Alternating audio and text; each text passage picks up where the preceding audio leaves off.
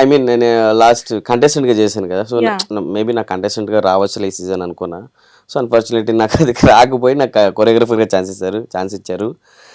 నాకు కంటెస్టెంట్ ఎవరో తెలియదు, ఎవరో ఇస్తారని నేను వెయిట్ చేస్తున్నాను. కానీ నాకు తెలియదు పండన్నని.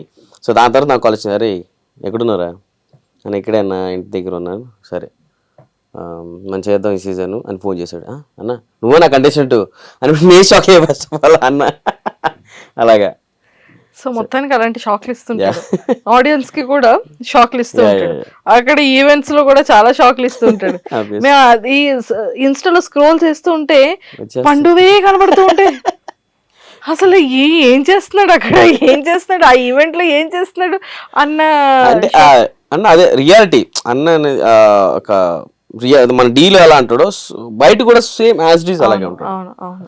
కంటెస్టెంట్ గా తను జర్నీ స్టార్ట్ అయినప్పటి నుంచి నాకు పరిచయం. డీ జోడి అప్పటి నుంచి నాకు ఫస్ట్ ఇంటర్వ్యూ కూడా ఇచ్చారు. ఆ తర్వాత నుంచి ఇంటర్వ్యూ ఇవ్వడం బిజీ అయిపోయారు కన్నా, చాలా బిజీ అయిపోయారు.